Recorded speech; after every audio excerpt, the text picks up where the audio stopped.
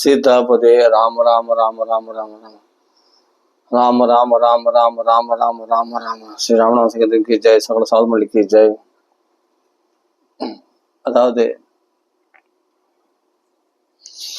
ஸ்ரீபதியான சீதாராமுடைய பூர்ண நடுகிற விசேஷத்தினால் நடந்து வரக்கூடிய சிரவண யுக்தத்துல நம்ம பாகவத மூல பாராயணம் பண்ணணும். 6வது நாள் பூர்த்தி அடைஞ்சது. நாளையோட 7வது நாள் பாராயணம் பண்ணி பூர்த்தி பண்ணணும். ஆரம்பத்துல பாகவத பாராயணம் பண்ணும்போது நிறைய தடங்கல்கள் வந்தது, உங்களுக்கே தெரியும். இப்போ கூட உபன்யாசம் பண்ணும்போது 2-3 தடவை தடங்கள் வந்துச்சு. ஸ்டக் ஆகுது ஃபோனு, என்னன்னே தெரில, ஃபோன் ஃபால்ட்டு. நம்ம அந்த தடங்கல்கள்லாம் மீறி தான் பாகவத பாராயணம் பண்ணணும். பண்ண பிறகுதான் அதனுடைய வேலையை காட்டணும். மனசுல அவ்வளோ சாந்தி, சந்தோஷம், அந்த ஒரு மனசுல அவ்வளோ ஒரு பெரிய சந்தோஷம் கிடைக்கும். தேனி கொட்டுதுன்னா, தேனி கொட்டாம தேன் சுவைக்க முடியுமா? 2 தேன் இருக்கு, 2 தேனி கொட்டதான் செய்யும். அப்பதான் தேனை சுவைக்க முடியும். ரோஜா பூ பறிக்கணும்னா முள்ளு குத்தும், முள்ளு படாம ரோஜா பூ பறிக்கிறது அது ஒரு சாமர்த்தியம். அது மாதிரி பாகவதம் படிக்கணும்னா நிறைய தடங்கல்கள், சோதனைகள் வந்தது. அது ஃபோனே ப்ராப்ளம், நிறைய ப்ராப்ளம் வந்துச்சு. ஃபோன்லேயே அடிக்கடி ஸ்டக் ஆகி அதை கட் பண்ணி அப்புறமா 2ம் மெர்ஜ் பண்ணி ரொம்ப கஷ்டப்பட்டோம். அதை அப்லோட் பண்ணுறதுக்குள்ளே போதும் ஆகிப்போச்சு. நெட்டு வேறு ஸ்லோவாகிடும். இது எப்படியும் இப்போ 1.5 மணி நேரம் 2 மணி நேரம் நம்ம ரெக்கார்ட் பண்ணுறோன்னா எப்படியும் 12 GB 16 GB ஆகிடும். அது அப்படியே அப்லோட் பண்ணணும்னா முடியாது, அதை கம்ப்ரஸ் பண்ணணும், ரொம்ப கஷ்டம். அதனால அப்படிலாம் ரொம்ப கஷ்டப்பட்டு தான் அப்லோட் பண்ணிக்கிறோம் இந்த பாகவத பாராயணத்தை. சாதாரண விஷயம் இல்லை, நிறைய வேலை வாங்கிடுச்சு அந்த பாகவத பாராயணத்துக்கு. எதுக்காக பாகவத பாராயணம் பண்ணா, பக்தியோட பாகவத பாராயணம் பண்ணல, ஓப்பனா சொல்றேன். பக்தியோடலாம் பாகவத பாராயணம் ஒரு பலனை உத்தேசித்து தான் பாகவத பாராயணம் பண்ணேன். ஒரு கடமை என்னன்னா, உலக சமாதானத்துக்காக. போர்லாம் நிறுத்தப்படணும், நாடுகளுக்குள்ள ஒற்றுமை ஏற்படணும் அப்படின்னு ஒரு பலனை உத்தேசித்து தான் பாகவத பாராயணம் பண்ணோம். அப்படின்னும் போது அதில் பக்தி உணர்வோட பாராயணம் பண்ண முடியும். ஏதோ முடிஞ்ச வரைக்கும் புஷ்பங்களை அலங்காரம் பண்ணி பகவானுக்கு ஏதோ அர்ச்சனை பண்ணி பாராயணம் பண்ணணும். அதெல்லாம் பழங்கள்லாம் நைவேத்தியம் பண்ணி ஏதோ ஏன்னா முடிஞ்ச வரைக்கும் பாராயணம் பண்ணணும். ஏக்தம்னு ஒரே ஆளா ஒரு நாள் பாராயணம் பண்ண முடியாது. அதனால்தான் 7 நாள்ல முடிக்கிறது ஒரு 10, 11 நாள் 12 நாள் ஆகிப்போச்சு. ஏன்னா முடியல, ஒரே ஆளால பாராயணம் பண்ண, ஏக்தம் ஒரே மூச்சில் பாராயணம் பண்ண முடியாது, விட்டு விட்டு தான் பாராயணம் பண்ண முடியும். அதனால கொஞ்சம் ரிலாக்ஸ் பண்ணி பாராயணம் பண்றேன். அதுக்கே 1008 தடங்கள் வருது, ஃபோனு சரி வரல, எல்லாமே. ஆனா அந்த தடங்கல்களை தத்தே தைரியம் தாதவா, தீர பண்டிதாதவா, கொஞ்சம் துணிஞ்சட்சி கலினா தீர வீரனா, அந்த கலிபுருஷன் கொடுக்கக்கூடிய தொல்லைகள், இந்த இடையூறுகளை தாண்டி தான் நம்ம பாகவத பாராயணம் பண்றோம். அப்படி பண்ணா அப்பா எவ்வளவு சாந்தி, எவ்வளவு ஆனந்தம், பாகவத்துல பக்தி உண்டாகுது. படிக்க உண்மையிலே பலனை உத்தேசித்து தான் பாகவத பாராயணம் பண்ணணும். உலக நன்மைக்காக சமாதானம் பண்ணணும், போர்ல நிறுத்தப்படணும் தான். பக்தி உணர்வோடலாம் படிக்கல, ஏதோ பாராயணம் பண்ண அப்படியே. ஆனா படிக்க தடங்களை வந்துட்டு தடங்களை அப்புறம் படிக்க இவ்வளவு சுவையா இருக்கே, இன்னொரு சப்தாகம் வச்சுக்கலாமா அப்படின்ட்டு ஆசையா இருக்கு படிக்கிறது. நல்லா புரிஞ்சுங்க, ஒரே மூச்சா 7 நாள்ல படிக்கணும்னா எல்லாருக்கும் கஷ்டம். ரிலாக்ஸ் விட்டு படிச்சு பாருங்க, சுவையா இருக்கும். எப்பவுமே ரிலாக்ஸ் விட்டு படிக்கணும், முடிஞ்ச வரைக்கும் படிக்கணும். அதுக்காக கொஞ்சம் கொஞ்சமாலாம் படிக்கூடாது, நிறைய படிங்க. முடியலைன்னா விட்டுடணும், மறுநாள் பார்த்துக்கலாம். ஒரே நாள்ல முடிக்கணும்னு அவசியம் இல்லை. ஆனா நம்ம முயற்சி எப்படி இருக்கணும்னா, ஒரே நாள் அந்த 7 நாள்ல முடிக்கணுன்ற முயற்சி இருக்கணும். அதுல முடியாத போது விட்டுட்டு மறுநாள் பார்த்துக்கலாம். 7 நாள் 10 நாள் ஆகட்டுமே, இல்லை 12 நாள் ஆகட்டும், 15 நாள் ஆகட்டுமே. என்ன இப்போ பாகவதம் தான் படிக்க போறோம், படிக்கலாம். அதாவது இந்த பாகவத பாராயணம் இருக்கே ரொம்ப பவர்ஃபுல். நமக்கு தெரிஞ்சு பண்ணாலும் தெரியாம பண்ணாலும் அதனுடைய வேலையை காட்டிடும். அந்த சப்தங்கள் இருக்கு பார்த்தீங்களா, அந்த ஸ்லோகத்துடைய வைப்ரேஷன்ஸ், அந்த சப்தங்களுக்கே ஒரு நல்ல ஜெகத் பவித்திரம். நம்ம இருக்கிற சூழ்நிலைகளையே பாவனமாக்கிட்டோம். அவ்வளோ பவர்ஃபுல். பகவான் நாமத்துக்கு, ராம ராம ராம ராம நாமத்துக்கு எவ்வளோ பவரும், அது மாதிரி பகவானுடைய இந்த வார்த்தைகளுக்கு, இந்த ஸ்லோகங்களுக்கே அவ்வளோ வைப்ரேஷன் இருக்கான். நான் சொல்ல தேனே வாங்மயம் மூர்த்திக்கு பிரத்யக்ஷ பகவானுடைய சொரூபமே இந்த ஸ்லோக வடிவமா இருக்கும். இந்த ஸ்லோகங்களே பகவானுடைய சொரூபமா, அக்ஷர ஸ்வரூபமா பகவான் இருக்கான். அப்போ அந்த சப்தங்கள் என்னன்னா, இந்த பாகவத பாராயணம் பண்ற சப்தங்கள் ஒரு சிம்ம சப்தம் கேட்டா நரி உலைகள்லாம் அடிக்கிற மாதிரி, இந்த பாகவத சப்தம் கேட்டா கலிதோஷங்கள்லாம் அங்க விளையிடும். நம்ம மனசுல உள்ள கல்மஷங்கள் எல்லாம் போயிடும். கெட்ட எண்ணம், பழி வாங்குறது, கோபம், தாபம், பயம், சோகம், மோகம், இது போல காமம், இது போல கெட்ட இந்த சகல கல்மஷ நாசனம். ஆமா, இந்த பாகவத பாராயணம் பண்ணா கிருஷ்ணனுக்கு ரொம்ப சந்தோஷமா. பக்தியோக வர்த்தனம் ஏற்ற கிருஷ்ண சந்தோஷ ஹேதுகம். பக்தி நம்மளுக்குள்ள அதிகரிக்க செய்யுமா, கிருஷ்ணனை அதிகமா சந்தோஷப்படுத்துறதுக்கு காரணமா இருக்கக்கூடியதான் இந்த பாகவதம். கிருஷ்ண சந்தோஷ ஹேதுகம். சம்சார பயம் நாசனமா. இதுல பாகவத மகாத்மியம் சொல்லி நான் சொல்லல, சர்வ சித்தாந்தங்களுடைய சாரமே என்னன்னா சம்சார பயத்தை போகத்தான். அது இதுல ஏற்படுமா, சம்சார பயம் நம்ம விட்டு நீடுமா. 1000 அஸ்வமேத 100 வாஜ்பேயகம் பண்ண பலன்லாம் சுலபமா கொடுத்துருமா இந்த பாகவதம் ஸ்லோகங்களே கொடுத்துருமா. அரை ஸ்லோகம் ஒரு ஸ்லோகமே கொடுத்துருமா. அவ்வளவு பவரா அந்த பாகவத ஸ்லோகங்கள். இப்படி சொல்லியிருக்க பாகவதம். ஆமா, சாதாரண விஷயம் இல்லை. படிச்சதும் படிச்சேன், புளியங்க அப்பா படிச்சேன்னு சொல்ற மாதிரி பெரிய விஷயம் பாகவதம். நம்ம நினைச்செல்லாம் படிக்க முடியாது. ஆனா ஒண்ணு புரிஞ்சுக்கணும், ராமன் நாமா சொன்னதுனால பாகவதம் என்னை படிக்க வச்சு. நானா படிக்க நினைக்கல. ஆனா உலக சமாதானத்துக்காக என்ன பண்றதுன்னு மகான்கள் சொல்லியிருக்காங்க, பாகவத பாராயணம் பண்ணு. கலிதோஷத்தை போகிறதுக்குன்னே வந்த புராணம் பாகவத பாராயணம் தான், நாம சங்கீர்த்தனம் தான். சரி, நாம சங்கீர்த்தனே போதும், பாகவத வைக்கணும், பாகவத பாராயணம் பண்ணணும் அப்படின்னு சொன்னபோது மகானுடைய கட்டளை நம்ம மீறத்துக்கு சக்தி கிடையாது. அவ்வளவுதான், அதை அப்படியே ஒபே பண்ணணும். அவ்வளவுதான், பாகவத பாராயணம் பண்ண. சரி, ரொம்ப நாள் ஆச்சு பாராயணம் பண்ணி, நம்ம எங்க படிக்கிறது, சரி முடிஞ்சா படிப்போம் அப்படின்னு சொல்லிட்டு தான் உலக நன்மைக்காக படிக்கிறோம். அவ்வளவுதான், பகவான் பார்த்துட்டோம் அப்படின்னு படிச்ச பிறகு பார்த்தா படிக்க படிக்க படிக்க படிக்க தடங்கள்கள் வருது, சோதனைகள் வருது, கஷ்டங்கள் வருது. ஆனா அதுக்கு நடுவுல பாகவத பாராயணம் பண்ண வைக்குது பாருங்க. அந்த பண்ண கிடைக்கக்கூடிய ஒரு சுகம் இருக்கு, அதெல்லாம் கோடி ரூபத்தோடு கிடைக்காது. அந்த சாந்தி, அந்த சந்தோஷம், அந்த ஆரோக்கியம், புஷ்டி, அதெல்லாம் வேற லெவல். அதை படிச்சு அனுபவிச்சவங்களுக்கு தான் தெரியும். ஒரு குலோப்ஜாம் எடுத்து சாப்பிட்டா திதிபாரு நான் சொல்லலாம். நான் சொல்றவனே நீங்க திதிபாரு அனுபவிக்க முடியுமா? முடியாது. அந்த குலோப்ஜாம் எடுத்து நீங்க சுவைச்சாதான் அது என்ன டேஸ்ட்ன்னு தெரியும். இவ்வளவு டேஸ்டா இருக்கு, இன்னொன்னு எடுத்து வாயில போடலான்னு தோணும். அது போல இன்னொரு சப்தாகம் பண்ணலான்னு தோணுது எனக்கு ஆசையா. தடங்கள் வந்துதான், இது கரெக்டு. இப்போ 6வது நாள் முடிச்சுட்டு முடிய போதேன்னு இருக்குது. ஃபர்ஸ்ட் என்னன்னா எப்படியாவது முடிச்சா போதும்னு நினைச்சேன். ஃபர்ஸ்ட் ஆரம்பத்துல எப்படியாவது எப்படியாவது முடிச்சிடணும் தான் பாராயணம் பண்ண ஆரம்பத்துல. இப்ப என்னடான்னா, ஐயோ முடிஞ்ச போதே, 7வது நாள் வந்துச்சு, ஐயோ இன்னும் ஒரு நாள் பாராயணம் தானே இருக்குது. 11 ஸ்கந்தம் 31 அத்தியாயமா, அது முடிஞ்சிச்சுன்னா அப்போ 13 அத்தியாயம் 12 ஸ்கந்தத்துல அது முடிஞ்சு போச்சுன்னா ஆள்தான். ஆஹா, அதோட நம்ம ராமநாமா சொல்லிட்டு இருக்கலாம் அப்படின்னு நினைச்சேன். அப்படிதான் நினைச்சேன், சீக்கிரம் முடிச்சிடணும் தான் நினைச்சேன். ஆனா இப்ப என்ன தோணுதுன்னா, முடிக்க கூடாதுன்னு தோணுது. அப்படியே முடிஞ்சாலும் இன்னொரு பாராயணம் பண்ணலாம், இன்னொரு சப்தாகம் பண்ணலாம் அப்படின்னு ஆசையா இருக்கு. ஏன்னா அது அவ்வளவு டேஸ்டா இருக்கு. அது என்னவோ தெரியல, அந்த இனம் புரியாத ஒரு டேஸ்ட், அதை சொல்ல முடியல. அது அது அது ஒரு போதை, அந்த பாகவதத்துல ஒரு போதை. அது என்னன்னா, ஸ்லோகங்களை படிக்க படிக்க படிக்க அது என்னவோ ஒண்ணு பண்ணுது உள்ளுக்குள்ள. அது உள்ளுக்குள்ள ஒரு மாற்றம் ஏற்பட்டு நம்மளுக்குள்ள ஒரு சாந்தி, ஒரு சந்தோஷம், அது ஒரு சிரிப்பு, அந்த ஒரு தெம்பு, அது வேற லெவலுங்க. இந்த மனசுல கல்மஷம், காமம், குரோதம், லோபம், பயம், சோகம், இந்த சகல கல்மஷம் நாசனம். கிருஷ்ணனுக்கு பகவானுக்கு பிரியம் உண்டாகும். இந்த பாகவதம் படிச்சா கிருஷ்ண பிரியம் சகல கல்மஷ நாசனம் ச முக்தியக ஹேதுமிக பக்தி விலாசகாரி. அடேங்கப்பா, முக்திக்கு காரணமா இருக்கக்கூடிய பக்தி நமக்குள்ள பிரகாசிக்குமா.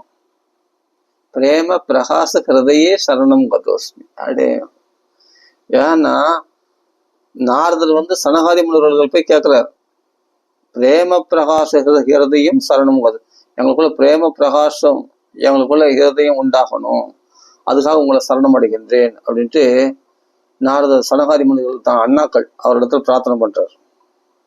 ஏன் அவங்கள போய் பிரார்த்தனை பண்ணா, அவர்கள் எப்பொழுதும் பாகவதம் பாராயணம் பண்ணிட்டே இருப்பாங்களாம் சனகாதி முனிவர்கள். 24 எப்பொழுதும் பாகவதம் இல்லாத சமயத்துல பகவான் நாம சங்கீர்த்தனம் பண்ணிருப்பாங்களாம். இந்த 2 புரிஞ்சுக்கணும், கலியுக தர்மம் அது. அதுதான் மகான்களும் கடைபிடிச்சது. இவங்களுக்கு சாப்பாடு தண்ணி எல்லாம் முக்கியம் இல்லையா. சதா வைகுண்ட நிலையாக ஹரிகீர்த்தன தத்பராக லீலாமிருத ரசோ உன்மத்தாக கதா மாத்திரைக ஜீவினஹா.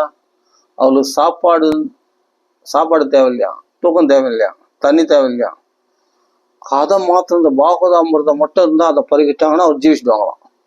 சாப்பாடு தண்ணி இல்லாம கூட வாழ்ந்துருவாங்களாம் அவங்களாம். அது எப்படி வாழ முடியும்? நம்மளால முடியாது. ஆனா பாகவதம் படிக்கிறவங்களுக்கு அன்னாகாரம் கூட முக்கியம் இல்லை, ஜீவிச்சுடுவாங்க. சனகாதி முன்னோர்கள் ஜீவிச்சாங்க, அவங்க பிரம்மதேவர் புத்திரர்கள் அவங்க ஜீவிச்சாங்க. அப்ப பரிசுத்தி யாரு? நம்மள மாதிரி மனுஷனா பிறந்தவங்க தானே, அவன் தேவன் இல்லையா, மனுஷன் தானே. அப்ப அவர் சுகாச்சார வாக்குல பாகவதம் கேட்கும்போது நமே அசபப்பற அனசனாதவி தண்ணி கூட குடிக்காம கதை கேட்கிற பரிசுத்துக்கு கேட்கிறான், சிரவணம் பண்றான். அதனாலேயே பசிதாக மறந்து போச்சான். அந்த பாகவதம் கதா மாத்திர ஏக ஜீவனகா, அந்த கதா மாத்திரத்தை வச்சுட்டு வாழ்ந்துருவாங்களாம். பசிதாகத்தெல்லாம் விட்டுட்டு அவங்களால வாழ முடியுமா? பரிசுத்து அந்த 7 நாள் ஒண்ணுமே அன்னாகாரம் இல்லாம உபவாசம் இருந்து, ஆனா சாகலி சந்தோஷம் சொல்ல கதையை விஸ்தாரமா சொல்லுங்க அப்படின்ட்டு. அப்ப எவ்வளவு தெம்புல கேட்கறான். ஏன்னா அச்சுத பீயூஷம், இந்த அச்சுத பாயாசம் இருக்கு, இது புஷ்டி. இந்த அமிர்தத்தை சாப்பிடும் போது, இந்த சாப்பாடு தண்ணி இல்லாம தான் நம்ம உயிர் வச்சுன்னு நம்ம நினைச்சுன்னு இருக்கோம். இதோட வசதியான ஒரு அமிர்தம் பாகவத அமிர்தம். அது நம்ம பருகிட்டோம்னா பசிதாகலாம் அல்பமான இந்த சாப்பாடு தண்ணி சோறு இதெல்லாம் சாப்பிடணும்னு அவசியமே இல்லை. இந்த பாகவத்தை சாப்பிட்டவங்களுக்கு அமிர்தத்தை சாப்பிட்ட மாதிரி அவங்களுக்கு புஷ்டியா இருப்பாங்களாம், தெம்பா இருப்பாங்களாம், ஆனந்தமா இருப்பாங்களாம், குதூகலமா இருப்பாங்களாம். அவர்கள் பூலோகவாசிகள்னு சொல்லக்கூடாதான். யாரு? பாகவதம் கேட்கறவங்கள. சதா வைகுண்ட நிலைய அவரு எப்படின்னா ஹரிகீர்த்தன தத்பராக பகவானுடைய புகழை பாடுவதையே பரக உயர்வாக கொண்டவர்கள் யாரோ அவர்கள் உடம்புதான் இந்த பூலோகத்தில் இருக்கு. ஆனா சதா வைகுண்ட நிலைய சதா எப்பொழுதும் அவர்கள் வைகுண்ட வாசிகள்.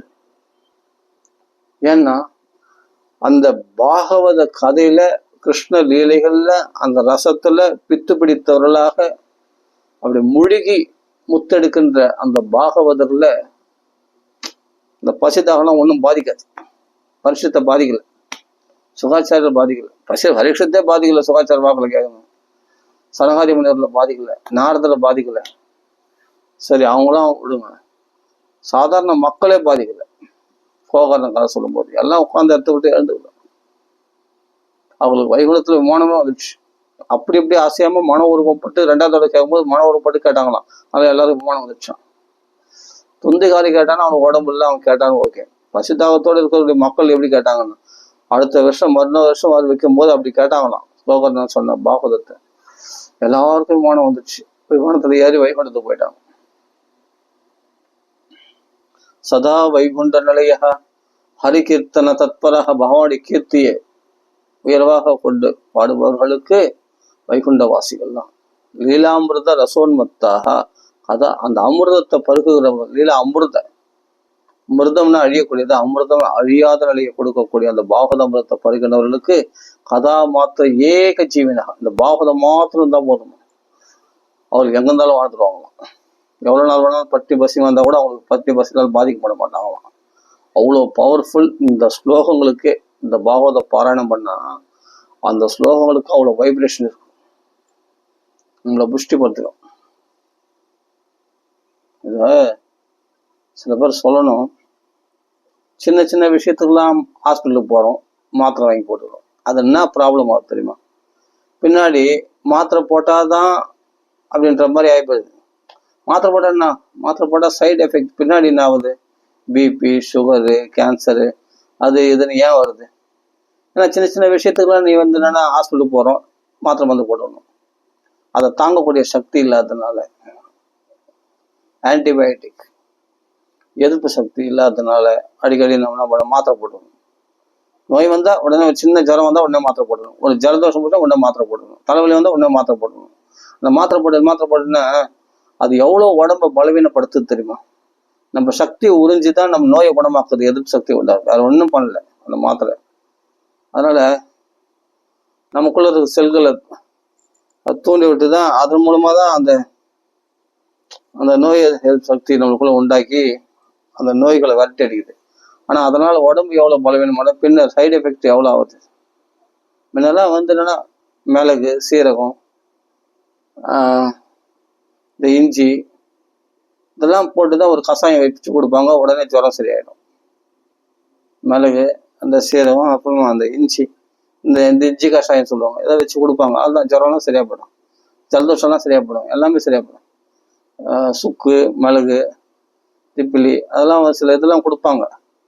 அதை நெசி கொடுத்தாவே அது ஒரு கஷாயம் வச்சு கொடுத்தா சிம்பிளா சரியாப்படும். ஒண்ணுமே இல்லை. அப்போ கை வைத்தியம் வச்சிருப்பாங்க இந்த வீட்டில் பழைய இதெல்லாம். அப்படி இருந்தால் உடம்பு ஆரோக்கியமா இருக்கும். நீ மெடிசின்ஸு, மாத்திரை, மருந்து போட்டோன்னா நம்மளே உடம்பு கெடுத்துக்கிறோம்.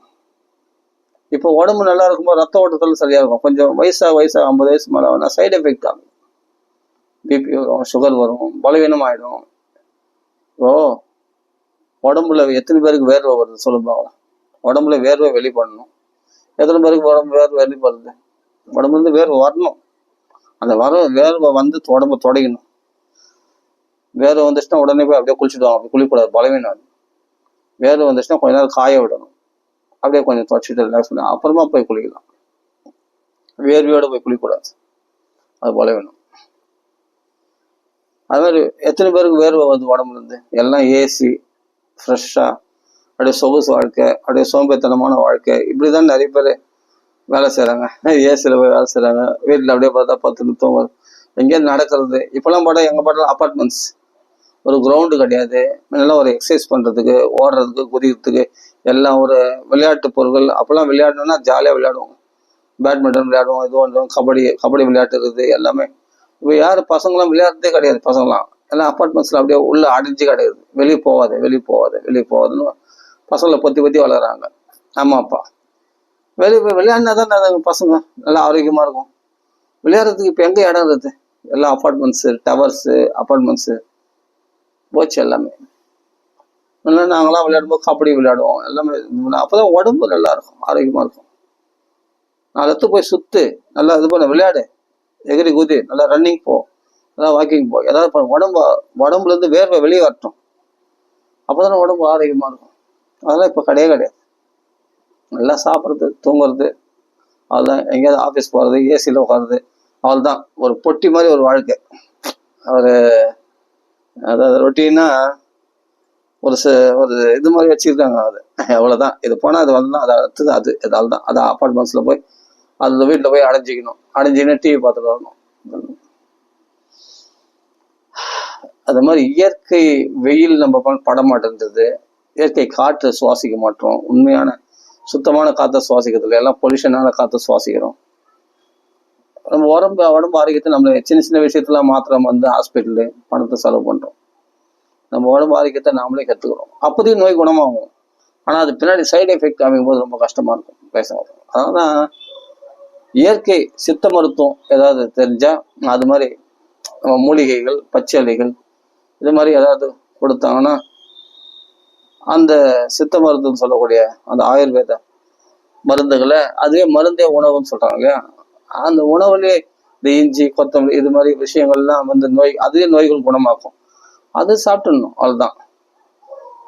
நல்லா மெடிசன்ஸ், இந்த இங்கிலீஷ் மெடிசன்லாம் நிறைய சாப்பிட்டு இது பண்ணா அது பின்னாடி ப்ராப்ளத்தை உண்டாகிது. நாங்களாம் எந்த மாத்திரை மருந்து பார்த்தோம்? நாங்களாம் ஊசி போடுறது. ஏதாவது ஜுரம் எங்கள் அப்பா இடுவா ஊசி போடுவார், அவ்வளோதான். ஒரு பொன்றாங்க டாக்டர்னு ஒருத்தர் இருப்பார் இங்கே, அவ்வளோதான். அது ஒரு டைம்ல.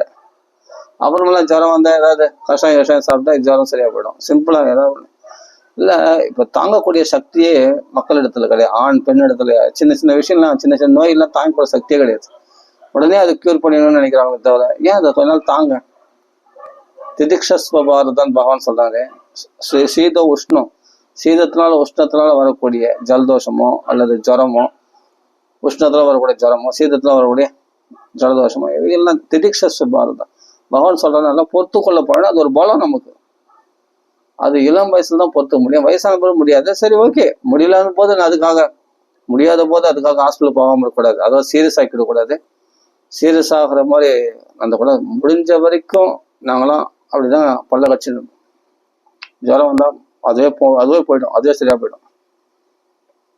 அதுதான் அப்படி முடியலன்னும் போது அப்புறமா தான் மாத்திரை மருந்து எடுத்துப்போம். சின்ன சின்ன விஷயத்தெல்லாம் மாத்திரை மருந்து எடுத்துக்கூடாது, உடனே ஹாஸ்பிட்டலுக்கு ஓடக்கூடாது. ஏதாவது கை வைத்தியம் இருந்தால் அந்த கை வைத்தியம் ஏதாவது இயற்கையான வைத்தியம், அதுதான் அதை பார்த்துக்கணும், அவ்வளோதான். அதான் உடம்புக்கு ஆரோக்கியம். அதனால எதனா இதை ஸ்கிப்பிங் ஆடலாம், இதை பண்ணலாம். உடம்புல இருந்து வேறு வெளியே வந்தாவே நோய்கள் கிடையாது. மலச்சிக்கல் இருக்கக்கூடாது. மலத்தை உடனே கழிச்சிடணும். முதல்ல அது பெரிய காலை கடன் ஆச்சு. மலத்தை கழிச்சிட்டாவே உடம்பு ஆரோக்கியமா இருக்கும். ஃபர்ஸ்ட் வேலை அது முதல் அது செய்யணும், மலத்தை ஃபுல்லா கழிச்சிடணும். சாப்பிட்றது எந்த அளவு சாப்பிட்றோமோ அதை அது மட்டும் 3 வேளை சாப்பிட்றோம். மலத்தை கழிக்கிறத மட்டும் 1 வேளை 2 வேளை கழிக்கணும். மலம் காலை சாயங்காலம் மலத்தை கழிச்சிட்டாவே உடம்பு ஃப்ரெஷ்ஷாக இருக்கும். உடனே தலைக்கு ஒரு தலைப்பால் தண்ணி ஊற்றினாவே காலையில் ஏந்து உடம்பு ஒரு ஃப்ரெஷ்னஸ் கிடைக்கும். ஒரு தரித்திரம்லாம் ஒழியும் தலைமையில தண்ணி ஊற்றினாவே. அந்த ஜல ஸ்நானம் பண்ணி நான் காலையில் எழுந்து குளிச்சிடணும். அப்போதான் உடம்பு ஒரு ஃப்ரெஷ்னஸ் கிடைக்கும். நமக்கே இல்லாட்டி நம்ம உடம்பு எரிச்சலாக இருக்கும், சோம்பேதனமாக தான். இதெல்லாம் நம்ம சின்ன சின்ன விஷயங்கள் இப்போ நம்ம சொல்ல வேண்டியதா இருக்கு மக்களுக்கு. உபன்யாசம் பண்ணவும் சொல்ல வேண்டியதா இருக்கு. அப்போ நம்ம உடம்பு நம்ம தான் பார்த்துக்கணும். யார் வந்து பார்த்துப்பாங்க? நம்ம தான் பார்த்துக்கணும். சரி, இதெல்லாம் போகட்டும். இதெல்லாம் சொல்லணும்னு நினைச்சேன், தோணுச்சே சொல்லிட்டேன். பாகவத பாராயணம் அருமையா இருக்கு. ராமநாம சங்கீர்த்தனம் அகண்டமா நாமா வைக்கணும்னு ஆசைப்படுறேன். இந்த 2 தான் கடைபிடிச்சாங்க மகாத்மாக்கள். சதா எங்க விட்டனமோ சதா வைகுண்ட நிலைய ஹரிகீர்த்தன தத்பராக லீலாமிரத ரசோன்மத்தாக கதா மாத்திரைக ஜீவினக. இந்த பாகவத கதை மாத்திரம் பாராயணம் பண்ணிட்டே இருந்தாலே ஜீவிச்சிடும். சனகாதி முனிவர்கள் 4 பேரும், சனகர், சனத்குமாரர், சனத் சுஜாதர், சனந்தனர், இந்த 4 பேர் பிரம்மதேவருடைய மூத்த குமாரர்கள். அவர்களுக்கு தம்பியா பிறந்தா நாரதர். அப்போ அவர் புகழறார், யார்? சனகாதி முனிவர்கள் பார்த்து. எப்படிதான் அந்த பித்து பிடித்தவர்களாக பாகவதம் பாகவதம் பாகவதம் கதை மாத்திர ஏக ஜீவினா, இந்த பாகவதம் மாத்திரம் தான் போதுமா ஜீவிச்சாங்களா? நிசேஷ சேஷ முககீத கதை ஏக பானாக, இந்த பாகவத்தை மாத்திரம் பருவனாங்களாம். 1000 வாயிலிருந்து சொல்லக்கூடிய ஆதிசேஷன் வாக்கிலிருந்து பாகவதத்தை மாத்திரம் சனாதி மனிதர்கள் பருவனாங்களாம். நிசேஷ சேஷ முககீத கதை ஏக பானாக. அப்படிப்பட்ட சங்கர்ஷன் ஆதிசேஷன் வாக்கிலிருந்தே கேட்டவர்கள் நீங்கள் பாகவதத்தை. அப்படிப்பட்ட அவ்வளவு பிரேமையோடு கேட்ட நீ ஆதிசேஷன் வாக்கிலிருந்து கேட்டா பின்ன பக்தி உண்டாகாம இருக்குமா? அந்த பக்தி பிரகாசமா இருக்கிற நீங்கள் எனக்கு பிரேம பிரகாஷ் ஹிருதயே சரணம் கதோஸ்மி, அந்த பிரேம பிரகாஷ் ஹிருதயம் எங்களுக்கு அப்படியே டிரான்ஸ்ஃபர் பண்ணுங்க, எங்களுக்குள்ள வரணும் அப்படின்ட்டு கேட்குறாங்க. நாரதர் கேட்கிறார். ஒரு தர்மம் பாகவத பாராயணம், இன்னொரு தர்மம் ஹரிஷரணம். ஹரிஷரணம் நித்தியம் ஏவ முகே வச்சா அதகால சமாதிஷ்ட ஜராயுஷ்மன்ன பாததே.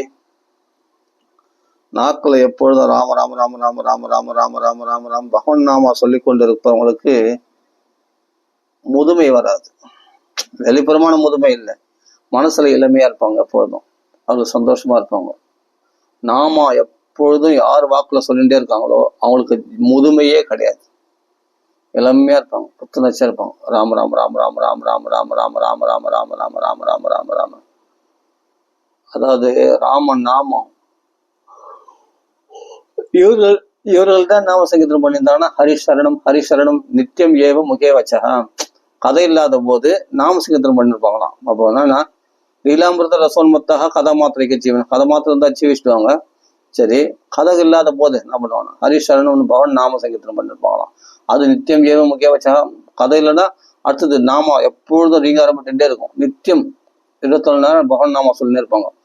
கதையில ஈடுபடும்போது கதையிலேயே ஃபுல்லா ஈடுபடுவாங்க. கதை முடிஞ்சு அடுத்த க்ஷணத்துல வெளி விஷயத்துக்கு இடம் கொடுக்காம அடுத்தது நாமசிங்கத்துல இறங்கிடுவாங்க. அதாவது சனகாதி முனிவர். அப்படி இருக்கணும் பக்தி. அப்போ சிருஷ்டமான நாமா இருக்குது, கிளிஷ்டமான நாமா இருக்குது. அதான் புரிஞ்சுக்கணும். சிருஷ்டமான நாமம் என்னன்னா, ஒரு அக்ஷரத்துக்குள்ள இன்னொரு அக்ஷரம் ஏறி உட்காந்துருக்கும். கிருஷ்ணா, இஷ்ணா, கிருஷ்ணா, ரூ கிருஷ்ணா. அது கொஞ்சம் கஷ்டமா இருக்குல்ல. சிபிவிஷ்டாய,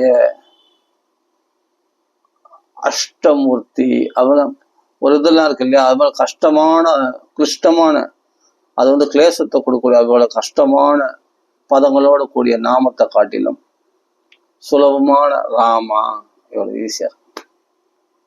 ஓ பகவானுக்கு வந்து என்னன்னா, தமிழர்கள்லாம் எப்படின்னா, தமிழ்ல இருக்கிறவங்களாம் சுலபமா சிவ சிவ ஈஸியா இருக்கு. கஷ்டமான நாமங்கள்லாம் இருக்கு. சிபிவிஷ்டாய, அதோக்ஷஜாய, அதோக்ஷஜாய, அதெல்லாம் வார்த்தைகளை அப்படியே உயிரை கொடுத்து சொல்ல வேண்டியது. ஹ ஹ ப தட கக தத அப்படின்னா உயிரை கொடுத்து சொல்ல வேண்டியது. அவங்களும் ஒவ்வொரு தடவை உச்சரிக்க முடியுமா? ஆனா தமிழ்ல என்ன எல்லாமே எளிமையான வார்த்தைகள். ராமான் ரா அப்படின்னு உள்ள வாயை திறந்துடாம இராம, அதை மெல்லிதாக்கி கொடுக்குறாங்க. ராமன்றது இராம, இராம அப்படின்னு சொல்றது தமிழ்ல இல்லையா? அது சம்ஸ்கிருதத்துல நம்ம அப்படியே எப்படின்னா ராம, டைரக்டா ராம அப்படி வருது. ஷா ஹா ப, இந்த வார்த்தைகள்லாம் பார்த்தா என்னன்னா உயிரை கொடுத்தல்லவோ உச்சரிக்க வேண்டியது. மகா தேவா, ஹா, அந்த ஹான்னு உச்சரிக்க மாட்டாங்க தமிழர்கள்லாம், மாதேவா அப்படின்னு சொல்லுவாங்க. இது சுலபமா இருக்கு பாருங்க. அப்படி உச்சரித்துக்கு எளிமையா இருக்கணும். மகா, அந்த ஹான்றது உயிரை கொடுத்து சொல்ல வேண்டியது. ஹ ஹ அப்படின்னு வரணும். கஹ க தத பப்ப தத அப்படின்லாம் வரும்போது அந்த வைப்ரேஷன் பயங்கரமா இருக்குது. அப்படிலாம் கஷ்டப்பட்டு சொல்ல வேண்டியது. அந்த கஷ்டம் அதான் கிளிஷ்டமான நாமம். சாரி, அதான் சிருஷ்டமான நாமம். கிளிஷ்டமான நாமன்றது என்னன்னா, ஒரு வார்த்தைக்கு ஒரு எழுத்துக்கு மேல இன்னொரு எழுத்து உயரி உட்காந்து 2-3 எழுத்து ஒன்னா சேர்ந்து சொல்லக்கூடிய கிருஷ்ணா, கிருஷ்ணா, அது மாதிரிலாம் வார்த்தைகள்லாம் சம்ஸ்கிருதத்தில் இல்லையா, அதெல்லாம் ரொம்ப கஷ்டமான வார்த்தை. அப்படிப்பட்ட கஷ்டமான நாமங்களை சொல்றதை காட்டிலும் சுலபமான நாமம் ராம. சுலபமா இல்லை. ஹரே கிருஷ்ணா, ஹரே கிருஷ்ணா, ஹா, அந்த ஹா வந்து அடிவயத்திலிருந்து வரணும். ஹா, ஹரே கிருஷ்ணா, ஹரே கிருஷ்ணா, கிருஷ்ண கிருஷ்ணா, ஹரே ஹரே, ஹரே ராம, ஹரே ராம, ராம ராம, ஹரே ஹரே, ஹரே கிருஷ்ணா, ஹரே கிருஷ்ணா, அப்படிதான் சொல்லணும். ஹா ஹா நல்லா உச்சரிக்கணும். இதெல்லாம் எல்லாராலையும் முடியுமோ? சம்ஸ்கிருதம் சம்ஸ்கிருதம் சம்ஸ்கிருதம் சம்ஸ்காரம் இருக்கிறவங்க பண்ணிட்டோம். நம்ம தமிழர்கள்லாம் என்ன பண்ணுவாங்க, எளிமையா சொல்லுவாங்க. பகவான் கண்ணா, கிருஷ்ணான்றது கண்ணா, கண்ணையா, இது எவ்வளவு எளிமையா இருக்கு. அப்படி சொன்னா கூட பகவான் ஏத்துப்பான். நீ கோவிந்தா அப்படின்னு சொன்னா சார், கோவிந்தா கோவிந்தா கோவிந்தா, எளிமையா தான் கோவிந்தான்னா அது கூட பகவான் அனுகிரகம் பண்ணுவான். நீ தப்பா சொன்னா கூட, ராமான்னு சொல்ல முடியல, மரா மரா மரான்னு சொன்னா கூட பகவான் பெரிய அனுகிரகம் பண்ணிடுவான். கஷ்டமா சொல்றேன்னா அது வேண்டாம், உன்னால முடியாது. ஹா ஒவ்வொருத்தரும் ஹா உச்சரிக்கணும். ஹா ரே கிருஷ்ணா அப்படின்னா எவ்வளவு பேர் கஷ்டப்படுறாங்க தெரியுமா? அட பாபா, ஹரே கிருஷ்ணா, ஹரே கிருஷ்ணா, கிருஷ்ண கிருஷ்ணா, ஹரே ஹரே. நான் தப்புன்னு சொல்ல வரல. அது கை வந்த கலையா இருக்கிறவங்களுக்கு, அது உபதேசம் வாங்கினவங்களுக்கு, அது அவங்க அதனால சுகப்பட்டவங்களுக்கு, இப்ப நான் வந்தவங்களை நான் தப்புன்னு சொல்ல வரல. தாராளமா அந்த நாமத்தை, ஹரே கிருஷ்ண மகாமந்திரத்தை தாராளமா சொல்லலாம். அந்த ஹான்றது ஆவாயிடக்கூடாது. அரின்னா எதிரின்னு அர்த்தம். ஹரின்னா நம்ம பாபத்தை போக்குவார் பகவான் நாராயணன் அர்த்தம். அந்த ஹா வந்து அரி, சாதாரண ஆவா இருந்துச்சுன்னா அரி அப்படின்னா எதிரின்னு அர்த்தம். ஹா அப்படின்னா பகவான் நாராயணன். ஹரி அப்படின்னும் போது நம்ம அது மாதிரி உச்சரிப்புகள்லாம் உங்களுக்கு தாராளமா வருதுன்னா சந்தோஷமா அந்த ஹரே கிருஷ்ணா மகாமந்திரத்தை நிறைய சொல்லுங்க. பகவான் நாமத்தை எப்படி வேணாலும் சொல்லலாம். ஆனா எப்படி வேணா சொல்லலாம். அப்போ ஏன் கஷ்டப்பட்டு சொல்லணும்? அதான் கேட்குறேன். சுலபமா சொல்லலாமே. சுலபமான நாம இருக்கானா? சிவ சிவ இருக்கு, ராம ராமா இருக்கு, போதுமே. இது ரொம்ப கஷ்டமா, ராம ராமான்னு சொல்றது ஏதாவது கஷ்டமா இருக்குது? ஈஸியா இருக்கு.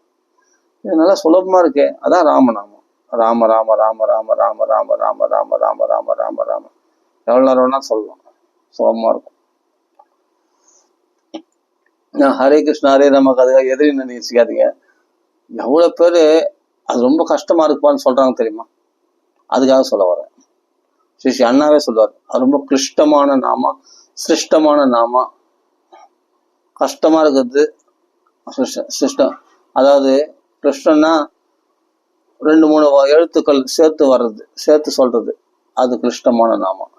இது மாதிரி இந்த கிளிஷ்டமான நாமா விட்டுட்டு சுலபமான நாமா சிவசிவா, ராம ராமா அப்படின்னு சொன்னா நல்லா இருக்கு. கண்ணா, கண்ணையா, நாராயணா, அதெல்லாம் சுலபமா இருக்கு. தமிழ் தான் ரொம்ப சுலபம், எளிமையான வார்த்தைகள். அப்ப ஏன் பாகவதம் படிக்கிறீங்க அப்படின்னு கேட்கக்கூடாது. எங்களுக்கு வருது படிக்கிறோம், உங்களுக்கு கூட வந்தா தாராளமா பாகவதம் படிங்க. கஷ்டமான பதங்கள்லாம் இருக்கு பாகவதத்துல, நெருடலா தான் இருக்கும். ஆரம்பத்துல படிக்கிறவங்களுக்கு ரொம்ப கஷ்டமா தான் இருக்கும். ஆனா யார் படிக்க சொந்த உங்களை? படிக்க முடிஞ்சாதான் படிக்க சொல்ல, படிக்க முடியலன்னா விட்டுருங்க.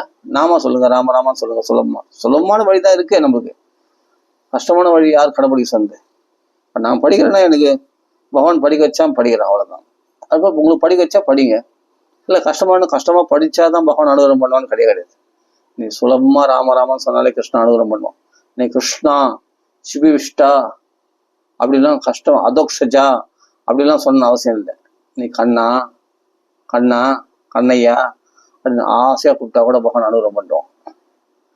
கண்ணா கண்ணான்னு கூப்பிட்டாவே கிருஷ்ணா அனுகிரகம் பண்ணுவான். கண்ணான்னு நாமத்தை சொன்னா கூட அதுவும் அவனுடைய நாமம் தான். மகான்கள்லாம் அப்படிதான் பாடி இருக்காங்க. கண்ணன் நாமமே எண்ணும் பொழுது அப்படின்னும் போது கண்ணனுடைய திருநாமம் கண்ணா, எளிமையா இருக்கு பாருங்க தமிழ்ல. அப்படி சுலபமா சொல்லிட்டு போயிடலாம். இப்ப இல்லை எனக்கு இப்படி சொன்னாதான், எனக்கு அப்படி சொன்னாலாம் உனக்கியா இல்லை, ஹரே கிருஷ்ணா ஹரே ராம் அப்படி சொன்னாதான் எனக்கு உனக்கியா இருக்குதுன்னு உங்களுக்கு அதான் ரொம்ப பிடிச்சிருந்தா தாராளமா அப்படியே சொல்லுங்க. உங்களுக்கு எது ரொம்ப பிடிச்சிக்குதோ அந்த வேலை பிரிய நாம கீர்த்தியம், பிரியமா சொல்லணும் அந்த நாம கீர்த்தனத்தை. அப்பதான் நம்ம மைண்ட்ல ஃபிக்ஸ் ஆகும். அது நம்ம ஆத்மாவோட கலந்து நான் அப்படி சொல்லிதான் பழகப்பட்டேன், எனக்கு அதான் ருச்சியா இருக்குன்னா அந்த ருச்சியிலே நீங்க போங்க, அதான் நல்லது. அப்படி ருச்சி வரல, எனக்கு ரொம்ப கஷ்டமா இருக்கு அப்படின்னா இன்னும் கஷ்டப்பட சொல்லவே சொல்லல. நீ சுலபமான நாமத்தை பிடிச்சிக்கோ. கிருஷ்ணனை கூப்பிடணும், கண்ணான்னு கூப்பிட்டு போதும், மனசு உருகிடும் பகவான். கண்ணா கண்ணையான்னு கூப்பிட்டாவே சந்தோஷப்படுவோம். நாராயணான்னு கூப்பிட்டா பகவான் சந்தோஷப்படுவோம். அது ரொம்ப சுலபம். ராமா அவ்வளவுதான். சிவனை வழிபடுங்க, சிவசிவா ஈஸி, 2 அக்ஷரம் தான் சிவசிவா. அது மங்களத்தை பரம மங்களத்தை கொடுத்துரும். அந்த சிவனே உச்சரிக்கிற ராமநாமம். ராமான்றது ரொம்ப கஷ்டமே இல்லை. ராம ராம ராமா அப்படியா சொல்ல போறோம். ராம ராம ராம ரொம்ப எளிமையா இருக்கு பாருங்க, ஈஸியா சொல்லலாம். இது பெரிய நாமமும் கிடையாது, சின்ன நாமம் ராமா. இப்போ நாராயணா ஏன்லாம் கிடையாது. ஓம் நமோ பகவதே வாசுதேவ், ஓம் நமோ நாராயண அப்படிலாம் சொல்லணும்னு அவசியம் இல்லை. ஹரே கிருஷ்ணா கிருஷ்ணா ஹரே ஹரே ராம ஹரே ராம ராம ராம அவ்வளோ பெருசாலாம் சொல்லணும்னு அவசியம் இல்லை. ராமா சிம்பிள், ரொம்ப எளிமையானது. அதனால ஹா ஷா நான் உயிரை குத்துல உச்சரிக்க வந்தாருது, கஷ்டமா இருக்குது, முடியல, நிறைய பேர் பின்வாங்கிறாங்கல்ல. அதனால எளிமையான நாம ராமநாமம், யார் வேணாலும் சொல்லலாம். மேலும் மேலும் சந்தோஷம் பொங்கும். பகவான் எளிமைக்கும் பகவான் இறங்கி வருவான். கஷ்டப்பட்டு நாம சொல்றதுனால்தான் ஹா ஷா அப்படிலாம் உச்சரிச்சாதான் பகவான் வருவான்றது கிடையாது. உன்னுடைய அன்பை தான் பார்க்கறானே தவிர உன்னுடைய எளிமையான பக்தி இருந்தாவே பகவான் வந்துருவான். பகவான் சொல்ல போனா எளிமையான பக்தி தான் பகவான் சீர்மான உரம் பண்ணுவோம். அதெல்லாம் புரிஞ்சுக்கணும். சரி, அது போடும். அதனால அகண்டமா நாமா வைக்கணும்னு ஒரு ஆசை, ராமநாமா. அதனால கிருஷ்டமான நாமாலாம் சொல்லணும்னு அவசியம் இல்லை. எளிமையான நாமா சொன்னாலே போதும், பகவான் சந்தோஷம் அடைஞ்சிடும். இது ஸ்ரீ அண்ணாவே சொல்லியிருக்காரு, நான் சொல்ல. இதெல்லாம் இது நானே இட்டுக்கட்ட கிடையாது. கிருஷ்டமான வார்த்தைகளே அண்ணா சொல்லியிருக்காரு, அண்ணா உபன்யாசத்தில் சொல்லியிருக்காரு. அப்படி கஷ்டமான வார்த்தைகளை தமிழர்கள் ஒத்துக்க மாட்டாங்க. நீ இது போல அதோக்ஷஜயாய கிருஷ்ணாய அப்படிலாம் சொல்லணும்னு அவசியம் இல்லை. கண்ணா நாராயணா அப்படி எளிமையா சொல்லலாம் அப்படின்னு சொல்லி அண்ணா சொல்றாரு. பகவானுக்கு தெரியுமா நம்ம தமிழர்கள்னு, அதனால ஏத்துப்பானா. நீ எப்படி சொன்னாலும் கண்ணான்னு சொன்னாட பகவான் ஏத்துப்பான் உன் பக்தியை. பகவானுக்கு தெரியும், நம்ம தமிழர்களும் தெரியும். அதனால பயப்பட தைரியமா நம்ம சொல்லலாம் பகவான் நாமத்தை. அதனால இதெல்லாம் பாகவதம் படிக்கிறதுக்கு ஒரு பாக்கியம் வேணும். ஜென்மாந்தரே பவேத் புண்ணியம் ததா பாகவதம் லபேத் என்று. நானா படிக்கணும்னு நினைச்சேன், அதுவா பகவானா படிக்க வச்சான். அந்த ராமநாம நிறைய சொல்ல சொல்ல எல்லாமே தேடி வரும். ஆமா, எப்படி பகவான் நாமா சொல்ல சொல்ல சொல்ல சொல்ல சொல்ல சொல்ல சுகாச்சாரியார் முன் ஜென்மத்துல கிருஷ்ண கிருஷ்ண கிருஷ்ணன் பகவான் நாமத்தை சொல்லி சொல்லி சொல்லி அவருக்கு பிரம்மானுபவமே சித்திச்சு விட்டதோ, அப்படி பிரம்மானுபவத்துல இருந்தவருக்கு அப்புறம் பாகவதம் அவருக்கு தேடிய தந்து கொடுக்கறதுக்கு வியாச பின்தொடர்ந்து போறாரு. புத்திரேதி தன்மயதையா விரகாதுர விரகத்தினால புத்திரேதி விரகத்தினால புத்திரா புத்திரன் குடும்பம் போறாராம். எதுக்கான பாகவதம் கொடுக்கறதுக்கு. ஏன்னா முன் ஜென்மத்துல ராதையினுடைய கிளியா இருந்தவர் சுகாச்சாரியர். அதனால தான் பகவான் நாம கிருஷ்ண கிருஷ்ண கிருஷ்ணான்னு சொன்னா ஒரு மாதள வேதை கொடுப்பாலாம். ஒரு தடவை கிருஷ்ணன் சொன்னான், இன்னொரு தடவை கிருஷ்ணன் சொன்னா ஒரு மாதள வேதை கொடுப்பாலாம். அப்படி கொடுத்து கொடுத்து அந்த ராதை வளர்த்து கிளி பின்னாடி அடுத்த பிறகு அவரு சுகாச்சாரியரா பிறந்தார். அந்த சுகாச்சாரியர் தான் சுகண்ணாவே கிளின்னு அர்த்தம். உன் ஜென்மத்தில் கிளியா இருந்தார். அவரு பார்வதி பரமேஸ்வரன் சம்பாஷணையில ஈடுபட்டு போது, அப்போ பாகவதம் பத்தி சம்பாஷணை ஈடுபடும் போது அப்போ சுகாச்சாரியர் மரத்துக்கு மேல உட்காந்து அந்த கதையை ஜாக்கிரதையா ஃபுல்லா கேட்டாராம் பாகவதத்தை. அந்த பாகவதம் கேட்டவொடனே இதை பித்து பூச்சி போச்சு. கிருஷ்ண கிருஷ்ணன் சொல்லியிருந்த அந்த பகவான் நாமத்தினால பாகவதம் கேட்கிற பாக்கி கிடைச்சது. பாகவதம் கேட்கறோடனே பிரம்ம ஞானம் சித்தித்து விட்டுச்சு. அப்போ வியாசருடைய பத்தினி வாட்டிகான்ற வாயில போய் உள்ள பூந்துட்டார். அப்போ உடனே சிவனை வந்து சொல்றாரு, சிவன் வந்து சூளத்தை எடுத்துன்னு இந்த ரகசியமாச்ச பாகவதம் அது இந்த கிளி காதல் விழுந்துச்சு, அந்த குழியை கொல்ல போறேன், அதை வெளியே விடு அப்படின்னு சொன்ன உடனே வியாசருடைய பத்தினியாக்கிய வாட்டிகா அவ வாயை திறந்துன்னு இருந்தா. வியாசர் ஏதோ உபதேசம் பண்ணும்போது அவன் தூங்கிட்டு வாயை திறந்துட்டான். அந்த வாய்க்குள்ள அந்த கிளி உள்ள போயிடுச்சு. உள்ள போயிடுன்னா அடுத்த பிறகு அந்த வியாசருடைய பத்தினி வாட்டிகான்ற வயத்துல இருந்து அந்த பகவான் அப்படியே ஆவிர் பவிக்கிறார். யாரு? சுகாச்சாரியர் தான். ஒரு குழந்தையா போறாரு. அந்த சுகபிரம்மன் தான் அந்த பிரம்மானுபவத்துல போறாரு. அப்போ வேறொரு புராணத்துல வருது, இவருக்கு வந்து என்னன்னா உபநயன சம்ஸ்காரம் கூட செய்து கொள்ளவில்லை அப்படின்னு தான் சொல்லியிருக்கு. இப்போ உபநயன சம்ஸ்காரம் செய்து கொள்ளவில்லைன்னா உபநயனம் ஆயிடுத்து. யார் பண்ணதுன்னா சிவபெருமானே பண்ணாராம். வியாச சிவபெருமானுக்குள்ள ஆயுஷம் பண்ணாராம். என் குழந்தைக்கு வந்து நீங்க தான் பிரம்மோபதேசம் பண்ணணும் அப்படின்னு. நான் பிரம்மோபதேசம் பண்ணா உன் புள்ளையா இருக்க மாட்டான். இது வந்து பிரம்மஸ்ரீ சுந்தரமா சுவாமி சொன்னது உபன்யாசத்துல. பரவாயில்ல, என் புள்ள அப்படி ஆனாவோட பரவாயில்ல அப்படின்னு சொல்லிட்டு இந்த பிரம்மோபதேசம் பண்ணாராம். அடுத்தாலும் அவருக்கு பித்து பிடிச்சி போச்சு. அவர் தான் பிரம்மானுபவம் சித்திச்சு. யாருக்கு? சிவபெருமானே உபதேசம் பண்ணா எப்படி இருக்கும்? சுகாச்சாரியருக்கு உபநயன சம்ஸ்காரம். அந்த பிரம்ம உபதேசம் பண்ண உடனே அவருக்கு எல்லாம் சர்வம் பிரம்மமயமாயி போச்சு. அப்போ முன் ஜென்மத்துல ராதிரி கிளியா வந்து கிருஷ்ணன் பகவன் நாமத்தை சொன்னா பிரம்மானுபவம் வந்துடும். அடுத்த பிறவில மனுஷ பிறவி, கிளி பிறவி போய் மனுஷ பிறவியா வந்து பிரம்மானுபவம் வியாசர புத்திரா வந்து பிரம்மானுபவம் சித்திச்சு சிவபெருமானே உபதேசம் பண்ற பாக்கியம் கட்சி.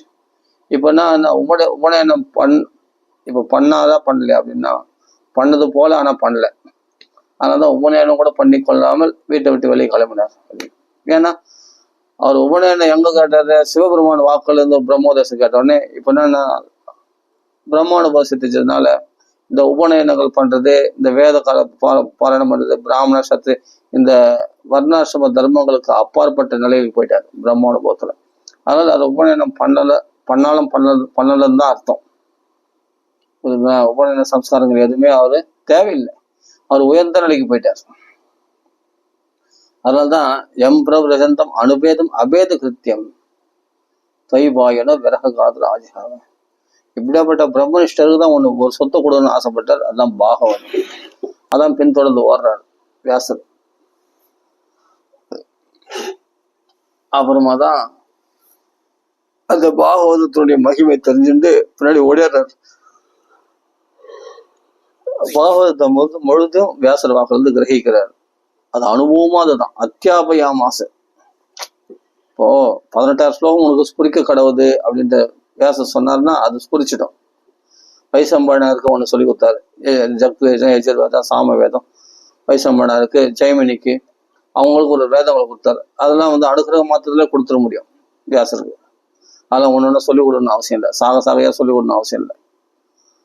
அது மாதிரி அனுகிரக மாத்திரத்தில் குத்துடலாமே சுகாச்சாரியன்னா, அனுகிரக மாத்திரத்தில் குத்துட்டா அனுபவம் போயிடும், அனுபவிக்க முடியாது.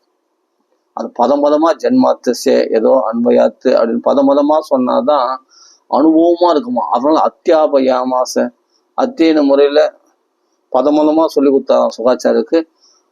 வியாசரும் அனுபவிச்சாராம், சுகாச்சாரியர் கேட்டு அதை அவரும் அனுபவிச்சாராம். அப்போ இப்படியாப்பட்ட ஒரு அனுபவ கிரந்தமா இருக்கக்கூடிய இந்த பாகவதத்தை தான் சுவாதனம் பண்ணி அதை தன்னெல்லாம் சாப்பிட்டுட்டு அதை கக்கணும். யார்கள் கக்கணும்? அந்த பசியோடு இருக்கிறவங்க தான் கக்கணும். பாகவத பசிலையோடு இருக்கிறவங்க. பாகவதத்துல விருப்பம் இல்லாதவங்களை போய் சொல்லக்கூடாது. அதனால நமக்குள்ள இருக்கிற பக்தியும் குறையும், நம்ம தபஸ் குறையும், நமக்கு பாகவதத்தில் உள்ள நம்பிக்கை குறைஞ்சிடும். யார்களை? துஷ்டர்களிடத்துல பாகவதத்தை பத்தி சொன்னான், பாகவதத்தில் விருப்பம் இல்லாதவங்க போய் சொன்னான், பக்தி இல்லாதவங்க போய் சொன்னான். அதனால சொல்லக்கூடாது. அதனால்தான் சுராணாமபி துர்லபாக, தேவர்களை பக்தி இல்லாததால் கேட்டதுனால தேவர்களே ஆனாலும் அவர்களுக்கு பாகவதம் கொடுக்கலையா சுகாச்சாரியார். பரிஷத்துக்கே கொடுத்தாராம். ஏன்னா அந்த பசியில், அந்த பாகவத பசியில் இருக்கிறான். இந்த ஆன்மீக தாக்கத்துல இருக்கிறவனுக்கு பாகவதம் கொடுத்தா லட்டு மாதிரி தேன் மாதிரி நிற்குமா அவனுக்கு. அப்பா எவ்வளவு பெரிய விஷயத்தை, எவ்வளவு பெரிய உண்மையை உடைக்குது இந்த பாகவதம். எவ்வளவு பெரிய வைராக்கியத்தை உபதேசம், எப்படிப்பட்ட ஞானத்தை உபதேசம் பண்றது, எப்படிப்பட்ட பக்தி நமக்குள்ள பிரகாசிக்க செய்யுது. உண்மையான பக்தினா பாகவதம் தானே தெரிஞ்சுக்க முடியுது அப்படின்னு பேரானந்தத்துல இருக்கிற அப்படிப்பட்ட பசியோடு இருக்கிறவங்களுக்கு இந்த பாகவதத்தை கொடுக்கணுமா. அது பரிசுத்தே அதுக்குன்னு வந்தானா, கதை கேட்கறதுனே பிறந்தானா. அவனுக்கே சுகாச்சாரிய இந்த பாகவதத்தை சொல்றாரு அனந்தமா. அப்படிப்பட்ட பாகவதம். இந்த பாகவத பாராயணம் பண்ண திருப்பி உணர்வு சப்தாகம் பண்ணலாம்னு ஆசையா இருக்குது. ஆனா இதுக்கு பிரமாணியம் கொடுத்துட்டு இதுக்கு பிரதான ப்ரெஃபரன்ஸ் இதுக்கு முதலிடம் கொடுத்துட்டோம்னா நாமத்தை விட்டுரும். நாமத்தை விடக்கூடாது. நாமந்தான் பேஸ்மெண்ட்டு. ஆனா ராமநாமம் அகண்டமா வைக்கலான்னு ஒரு ஆசை. அதுக்கு நேரம் காலம் கிடைக்கும் போது நம்ம எப்படியும் நாளைக்கு பாகவதம் முடிஞ்ச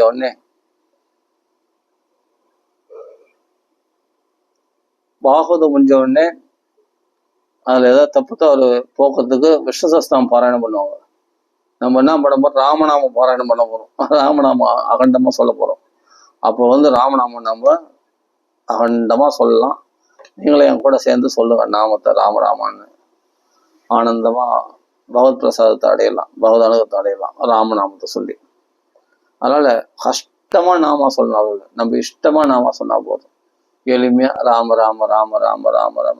அதே பலன்தான் ஹரே கிருஷ்ணா ஹரே ராமா சொன்னா என்ன பண்ணணும்? இந்த ராமான்னு சொல்றதுனால அந்த பலன், அதே பலன் இதுல கட்சிடும். அதாவது சகஸ்ரநாம தத்துல்யம் ராமநாமம். ஆயிரக்கணக்கான நாமங்களை சொன்னா என்ன பண்ணணும்? அதுக்கு துல்லியமானது ராமநாமம். நான் சிவபெருமான் சொல்றார், சகஸ்ரநாம தத்துல்யம் ராமநாமம் வரானே. ஆயிரக்கணக்கான நாமங்களுக்கு துல்லியமான விஷ்ணு சஹஸ்ரநாமம் 1000 நாமம் சொன்னா, ஒரு தடவை ராமன் சொன்னா அந்த விஷ்ணு சஹஸ்ரநாமம் சொன்ன பலன் கட்சிடுமா பாருங்க. அதனால ஹரே கிருஷ்ணா ஹரே ராமான்னு சொல்ற பெரிய நாம சொல்றதுக்காக ராமான்னு சொல்லிட்டவே அந்த ஹரே கிருஷ்ணா ஹரே ராமா சொன்ன பலன் கட்சிடும். ராமன் சொல்றது ராமநாமத்துல எல்லா மந்திரமும் அடங்கிடுது. சர்வ மந்திரமும் ராமநாமத்துக்குள்ள அடங்கிடுது.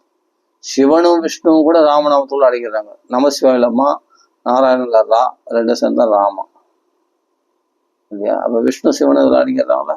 அப்புறம் என்ன சகல விஷ்ணு சிவனே இந்த ராமநாமத்தில் அடைகிறான்னா மற்ற தேவர்களை பத்தி சொல்ல வேண்டியதே இல்லை. எல்லா தேவதைகளும் இதுல ஐக்கியம். சர்வ தேவதா சுரூபம் ராமநாமம் இது. அதனால தாரக மந்திரம் சொல்றோம். ரொம்ப எளிமையா ராம ராம ராம ராம ராம ராம. நீங்களும் 10 பேர் மற்றவங்களுக்கு உபதேசம் பண்ணலாம், ராமநாமம் சொல்லி கொடுக்கலாம். இது ஒரு குரு கூட அவசியம் இல்லை. அதான் ஒரு பியூட்டி. ஒரு குருவை ஆசிரியக்கணும், அவங்க பயபக்தி அவங்கள வந்துடணும். அவங்க ஏதாவது மனசை புண்படாத வந்தோம்னா ரொம்ப அதெல்லாம் தேடி ஓடணும். அவர்கள் அனுமதிக்கணும், நம்ம ஏதாவது அலுவல் பண்ணணும், அவங்க உபதேசம் பண்ணணும், அவர்கள் கூட நாமசேந்திரம் பண்ணணும். நம்ம வழிகாட்டுது. நிறைய இருக்கு. குரு ஆசிரியக்கிறவங்களுக்கு சில கட்டுப்பாடு விதிகள்லாம் இருக்கு, கண்டிப்பா ஃபாலோ பண்ணணும். ஆனா ராமநாமத்துக்கு எந்த கட்டுப்பாடு விதியும் கிடையாது. ராம நாமே குருவா இருந்தா உன்னை வழி நடத்தும். ஆனா நாம வரல, நாமி வரல. தன் நாமத்துல தன்னுடைய மொத்த சக்தியும் பகவான் எந்த இரண்யாக்ஷனை வதம் பண்ணக்கூடிய சக்தியோ, ராவண கும்பலை வதம் பண்ணக்கூடிய சக்தியோ, கம்சன் சிசுபாலனை வதம் பண்ணக்கூடிய சக்தி எல்லாம் அந்த நாமத்துல நாமத்துக்குள்ள பதிச்சு வச்சிருக்காரு. அந்த பகவானுடைய சக்தி முழுவதும் தன் நாமத்துல வச்சிருக்கானா பகவான். நாமத்தை சொல்றதுனாலே நமக்கு பெரிய ஒரு பலம் கிடைக்குமா. ராமருக்கு என்ன பலமோ அந்த பலம் ராமநாமத்துல நமக்கு வந்துடுது, நமக்கு கிடைச்சிடும்.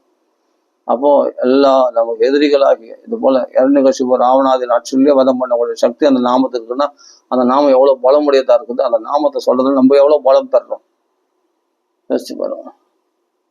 அந்த பலத்தினால நம்ம எதிரிகள் கிட்ட வர மாட்டாங்க. பிள்ளை சூழ்நிலாம் வந்து பாதிக்காது, கிரக தோஷங்கள்லாம் ஒண்ணுமே வந்து பாதிக்காது. ராம ராம ராம ராம ராம ராம ராம ராமன்னு சொல்ல சொல்ல சொல்ல அது எங்கேயோ ஒரு நிலைக்கு குடும்பம். அதுக்கு மேல நம்ம பாகவத பாராயணம் பண்றோம்னா இன்னும் தேனோட கலந்து தெல்லமுது போல வெறும் மாவு சாப்பிட்றோம், இன்னும் வெள்ளம் போட்டு மாவு சாப்பிட்ற மாதிரி இன்னும் ஆனந்தமா இருக்கும். பாகவத பாராயணமும் பண்றோம், பகவான் நாம சங்கீதமும் பண்ணோம்னா இன்னும் ரொம்ப மெருகத்தன மாதிரி இருக்கும், சூப்பரா இருக்கும். வறண்ட வாழ்க்கையா இருக்காது. ராம ராம ராம ராமன்னு சொல்லும் போதே பேரானந்த நிலை உண்டாகும். ஆனா பக்தி உண்டாகணும்னு சொன்னா பகவான் கிருஷ்ண நிலைகளை அனுபவிக்கணுமே அப்படின்னா பாகவத பாராயணம் பண்ணாதான் அதெல்லாம் அனுபவிக்க முடியும். அப்ப கிருஷ்ண பக்தியில நம்ம தழைகிறோம், ராமன் நாமத்தையும் சொல்றோம். இதை விட வேற நாமம் இந்த ரெண்டு தான் மகாத்மாக்கள் கடைபிடிச்சாங்க. ராமநாமம் மட்டும் சொல்லினே இருந்தா நல்லதுதான், ரொம்ப சூப்பர் பவர், ரொம்ப தபஸ். ஆனா அவன் பக்தி அவன் ராமன் நாமத்தை சொல்லுவேன், ஆனா மனசு பார்த்தா உலக விஷயங்கள் ஈடுபட்டு இருக்கும். ஏன்னா இவன் சாஞ்சிக்கிறதுக்கு ஒரு ராமாயணமாவது பாராயணம் பண்ணணும், இல்லை பாகவதமா பாராயணம் பண்ணணும். அது இல்லையே. ராமநாமா சொல்லிட்டு நம்ம மனசுல என்னன்னா ராம ராம ராம ராமன் மட்டும் எவ்வளவு தியானம் பண்ணிருப்பேன். ராமநாம சொல்லும் போது கிருஷ்ண லீலைகளை பாகவத பாராயணம் பண்ணது ஞாபகம் வந்துச்சுன்னா அப்ப கிருஷ்ண லீலைகள் உள்ளுக்குள்ள ஓடின்னு இருக்கும். வாக்கல பகவான் நாமம் வந்திருக்கும். நாமானி அனந்தசிய ஹதத்ரப படன்னு குஹ்யானி பத்ராணி கிருதானிச்ச ஸ்மரன்னா நினைக்கிறது. எதுனா பத்ராணி மங்களகரமான, குஹ்யானி ரொம்ப ரகசியமான அவருடைய லீலைகள் ஆகிய மங்களகரமான லீலைகள் ஆகிய கிருஷ்ணனுடைய லீலைகளை, கிருதானி பகவான் செய்த லீலைகளை ஹிருதயத்துல ஸ்மரிக்கணுமா, நினைக்கணுமா. அது நினைக்கிறதால மனசு என்னன்னா உலக விஷயங்கள்ல வாழாம கிருஷ்ண லீலைகள்ல இந்த பாகவத பாராயணத்துல மனசு உழண்டு கொண்டு இருக்கிறோம். உள்ள வாக்கல நாமா வந்துட்டே இருக்கும். நாமானி அனந்தசிய ஹதத்ரப படன் வெக்கத்தை விட்டு பகவான் நாமத்தை ராமா ராம ராம ராம ராம நாராயணா வாசுதேவா கோவிந்தா ராம ராம ராம ராமன் வெக்கத்தை விட்டு பகவான் நாம சொல்லணுமா. ஹிருதயத்துல பகவானுடைய லீலைகளை தியானம் பண்ணணுமா. இது ரெண்டுத்தையும் கடைபிடிச்சாரா நாரதர். அதனால என்ன ஆச்சுன்னா துஷ்டமனாக மனசு அவ்வளவு சந்தோஷமா இருந்ததுதான் யார் நாரதருக்கு. உலகம் முழுதும் சுத்தி வந்தா கூட இந்த உலகத்துல ஏற்படக்கூடிய காமக்ரோத லோபங்கள் என்ற தோஷங்களால பாதிக்கப்படலையா. கதஸ்பிருகாக ஆசைகளை விட்டவரா இருந்தாராம். இந்த உலக விஷயங்கள்ல பலவிதமான மயக்கத்தில் எவ்வளவு இருக்கு. இந்த உலகம் சுத்தி வந்தா எதாவது விஷயத்துக்காக மயங்குறமே அதெல்லாம் ஆசை இல்லாம உலகம் முழுதும் சுத்தி வந்தாராம். எதனால நாம சங்கீர்த்தனத்தினால ஹிருதயத்துல பகவன் லீலைகளை தியானம் பண்ணதுனால இந்த மாயை ஜெயிஷ்டர் ஆசை என்ற மாயை கதஸ்பிருகா விமோதோ விமத்சரகம். தன்னோட உயர்ந்த நாள் இருக்கிறவங்கள வந்து தனி காட்டுறாம சஞ்சரிக்கிறோம் ஒரு நாடோடி மாதிரி. ஆனா பார்த்தா இவங்கெல்லாம் பெரிய பணக்காரனா நம்மளும் வாழ்ந்துக்கலாம் போல இருக்கு. இது மாதிரி நம்மளும் கல்யாணம் காசி பண்ணியிருந்தா பொழுது பத்தி இது மாதிரி நல்லா வசதியா வாழ்ந்துக்கலாம் அப்படின்னு பார்த்து நம்ம போறாம வரும் இல்ல, தனியா செஞ்சிருக்கணும் உங்களுக்கு. அது வேற யாருக்குன்னா. ஆனா பாகவதர்களுக்கு பகவன் நாமா சொல்றவங்களுக்கு பொறாம வராது. அவரை பார்த்து கருணை, இப்படி சம்சாரத்துல மாட்டின்னு தவிக்கிறானே, பணம் பொருள் பட்டம் பதவின்னு புகழ்னு இப்படி சம்சாரத்துல மாட்டி தவிர அப்படின்னு அந்த பணக்காரனை பார்த்து இவங்களுக்கு பொறாம உண்டாவாச்சு, கருணை தான் உண்டாகும். அவங்களுக்கும் பாகவதம் சொல்லலாமா, பகவன் நாம சங்கீர்த்தனத்தை உபதேசம் பண்ணலாமா, சங்கீதத்தை அவங்களுக்கு பிரச்சாரம் பண்ணலாமா அப்படின்னு சொல்லிட்டு அவங்கள நாமா சொல்லி வைக்கலாமா, அவங்களையும் நாமா சொல்ல வைக்கலாமா, அப்படிதான் புத்தி போகும் நாரதருக்கு. அதனால அவர்களை பார்த்து பொறாம படலையா, பணக்காரர்களை பார்த்து கருணை தான் பட்டார். விமதோ அதே சத்துல பா என்ன மாதிரி மாயை ஜெயிச்சவன் யார் அப்படின்னு கர்வப்படலையா. எங்கேயுமே பணிவா இருந்தார், சந்தோஷமா இருந்தார், பகவான் நாம சங்கீதம் பண்ணியிருந்தார், ஹிருதயத்துல பகவானை தியானம் பண்ணியிருந்தார். ஆனால் வினயத்தோடு இருந்தாராம். வினம்ராய விவேகினே அப்படின்னு இவர் சொல்லுவாங்க நாரதர். விவேகம் உள்ளவராகவும் இருப்பாராம், அதே போல வினயம் உள்ளவராகவும் இருப்பாராம் நாரதர். அதனால மதம் இல்லை அவருக்கு, கர்வம் இல்லை. விமதோ விமத்சரஹா, யாரை பார்த்து பொறாமையும் பண்ணல. எதனால இந்த தோஷங்கள்லாம் அவரை விட்டு விலகிச்சு? அந்த தோஷங்கள்லாம் விலகல, அந்த தோஷமே அவருக்குள்ள எழும்பல, அந்த தோஷமே அவருக்குள்ள எழும்பல. அவர் ஹிருதயத்துல அந்த தோஷங்களே வரல, கெட்டோட வரல. அப்ப அந்த தோஷங்கள் இருந்தா தானே அது விலகிறதுக்கு. ஒரு பொருள் இருந்துதான் அதை எடுக்கணுமே, விலகணுமே தவிர இல்லாத பொருள் எப்படி விலகும்? அதான் இல்லவே இல்லையா அவருக்குல்ல. மதமும் கர்வமும் இல்லை, பொறாமையும் இல்லை, ஆசையும் இல்லை. எதனால அப்படி இருந்தாருன்னா, ஆசை இல்லாம எப்படி இருக்க முடியும்? இருந்தாருன்னா பகவான் நாம சங்கீதம்னா அப்படி ஆசையற்றவனா பண்ணிடுமா. பாகவத பாராயணம் ஆசையற்றவனா பண்ணிடும். நம்ம இந்திரியங்கள்லாம் காம குரோத ஜெயாத்தமிகி தர்மம் அயம் எரிதா. காமகுரோத ஜெயத்து கூட நீ வேற ஒரு உபாயம் பண்ணணும்னு அவசியம் இல்லை. இந்த பாகவத பாராயணம் ஸ்லோமா பண்ணிட்டே வந்தாவே மனசு அடங்கிடும். காமகுரோதங்கள்லாம் இருக்கிற டைம் காணாம போயிடுது. இந்த கொந்தளை இருக்கிற மனசுலாம் பல்லப்படுகிற பாம்பு மாதிரி நக்கிந்தான் இருக்குது. அது போல அந்த கொந்தளிக்கிற மனசுலாம் அடங்கி போச்சு, பொட்டி பாம்பு மாதிரி. பாம்பு பல்லு பிடிக்கிட்டா அது எப்போ விஷத்தை பாய்ச்சும்?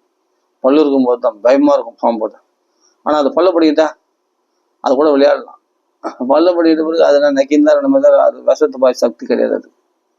அது மாதிரி பல்லப்படுகணும் பாம்பு மாதிரி இந்த மனசு கொந்தளிக்கிற மனசுனால பல துன்பங்களால் ஆட்டி வைக்கப்படுறோம் இல்லையா? அது அந்த மனசு அடங்கி போச்சுன்னா அது ஒண்ணுமே பண்ண முடியாது. அந்த மனசு இந்த வாட்டி வதைக்க சந்தோஷமா இருக்கும். அது பாகவத பாராயணத்தினால இந்த காமம் கோபம் போன்ற கொந்தளிப்புகள்லாம் அடங்கிடுமா. உனக்கு இந்த துக்கம் தரித்திரம் கஷ்டம் இதெல்லாம் இந்த பாகவதம் தொடர்ற வரைக்கும், பாகவதத்துக்குள்ள பாராயணம் பண்ண ஆரம்பிச்சேன்னா துக்க தாரித்திர தௌர்பாக்கிய பாப பிரக்ஷாலனம் ஆயிடுச்சு. எல்லாத்தையும் வச்சு சாம்பலாக்கிதான் பாகவதம். அவ்வளவு விசேஷம். தாரித்ய துக்க ஜரதாஹிதானம் மாயா பிசாச்சி பரிமர்த்தி தானம் சம்சார சிந்தோ பரிபாதி தானம் ஷேமாயவை பாகவதம் பிரகர்ஜதி. உன்னை ஷேமா வாழ்க்கைன்னு பாகவதம் கர்ஜிக்குதான். யாரெல்லாம் துக்கத்தினால தரித்திரத்தினால எரிக்கப்படுகிறவர்கள், துக்க தரித்திர நோய்களால் எரிக்கப்படுகிறவர்கள். ஜர தாகிதானம், தாகிதம்னா தகிக்கிறது, எரிக்கப்படுகிறது. தாரித்ய துக்க ஜரதாகிதானம் மாய் என்ற பிசாசனால் ஆட்டி வைக்கப்படுகிறவர்கள். பெண்ணாசை மண்ணாசை இந்த மாயை பிசாசனால் ஆட்டி வைக்கப்படுகின்றார்கள். பெண்ணாசை பணத்தாசை இது ரெண்டும் மாயை தான். அந்த மாயை என்ற பிசாசனால் ஆட்டி வைக்கப்படும் அங்கங்க அழிக்கிறவர்கள். அவர்களையெல்லாம் ஷெம வாழ வைக்கிறேன், மனுஷ சாந்தி கொடுக்குறேன் அப்படின்ட்டு பாகவத கர்ஜிக்கு தான். மாயா பிசாச்சி பரிமர்த்தி தானம் சம்சார சிந்து பரிவர்த்தனை. சம்சார சாகரத்துல தத்தளிக்கின்றவர்கள், நீச்சல் அடிச்சு கஷ்டப்படுறவங்க, கரையேற முடியாம அவங்களுக்கு படகா இந்த பாகவதம் அமைஞ்சு அவர்களை கரையேற்றித்தான். சம்சார சிந்து பரிபாதி தானம் அவர்களையெல்லாம் இது மாதிரி படகு அமைச்சு சம்சார சிந்து கரையேற்றித்தான். மாய என்ற பிசால் ஆட்டி வைக்கப்படுறதுலாம் மனசு சாந்தி அடைஞ்சுதான். பள்ளப்படுகிற பாங்கிற மாதிரி துக்க தரித்திரம் இதில் கஷ்டங்கள்லாம் விலகித்தான். அவர்கள ஷேமா வாழ வைக்கதான் பாகவதம். ஷேமாயவை பாகவதம் பிரகர்ஜதி, கர்ஜதி இல்லை, அதிகாரமா இல்லை, பிரகர்ஜதி அதிகமான அதிகாரத்தோட தைரியமா சொல்றது பாகவதம். இந்த மாதிரி மகாத்மியத்துல எவ்வளவு விஷயங்கள் இருக்கு தெரியுமா? இந்த பாகவத்துடைய பெருமைகள் ஆச்சரியம் ஏது கதிதம்.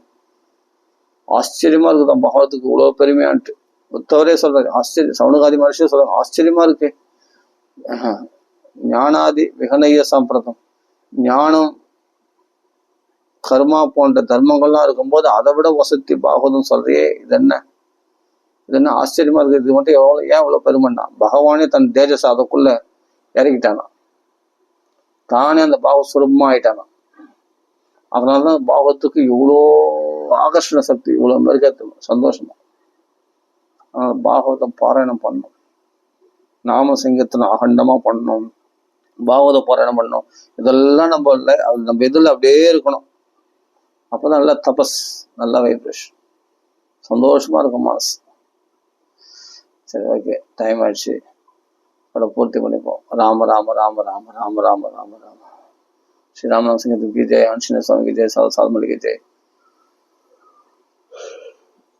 பாகவத உபன்யாசம் கூட பண்ணலாம், கொஞ்சம் பண்ணலாம். பாகவதத்தை பத்தி கொஞ்சம் பேசலாம், நல்லா தான் இருக்கும், பண்ணலாம். அது பகவான் எப்படி வைக்கிறானோ அது எதாவது பண்ணலாம். நாளைக்கு நாளைக்கு 2 நாள் கூட படிக்கலாம், அது பத்தி இல்லை. பகவான் எப்படி படிக்க வைக்கிறானோ அப்படி படிக்கலாம். மூலப்பாராயணம், பாகவத மூலப்பாராயணம். சரி, ஓகே, பூர்த்தி பண்ணிப்போம். ராம ராம ராம ராம ராம ராம. எப்பொழுதும் நாமத்தை நிறைய சொல்லுங்க, பாகவதத்தை கேளுங்க, பகவான் நாமத்தை நிறைய சொல்லுங்க. அதாவது நம்மளுக்கு போர் அடிக்காம இருக்கிறது, நம்மளுக்கு உலக விஷயங்கள மனசு வாழாம இருக்கிறதுக்கு கண்டிப்பா பகவானுடைய லீலைகளை ஸ்மரிக்கணும். பகவானை நினைக்கணும்னா அப்போ பாகவதம் படிக்கணும். கிருஷ்ண அவதாரம், ராம அவதாரம், நரசிம்ம அவதாரம் படிக்கும்போது பகவத் சதா வைகுண்ட வைகுண்ட வாசிகளாயிரும். அந்த கிருஷ்ண கதையில் ஈடுபடும் போது, பகவத் கதையில் ஈடுபடும் போது நம்ம அந்த பாகவதம் படிக்கும்போது கிடைக்கக்கூடிய ஒரு மகோத்சவம், ஒரு மங்களகரமான அந்த மனசுல உள்ள ஒரு குதூகலம், அதெல்லாம் அனுபவிக்கலாம். அந்த சாநித்தியமா கிருஷ்ண பக்தியில தலைக்கலாம். அது வேணாமா? ஆனந்தமா அனுபவிக்கலாம். அதான் பக்தி யோக வர்த்தனம் யஷ்ண கிருஷ்ண சந்தோஷ ஹேதுகம்.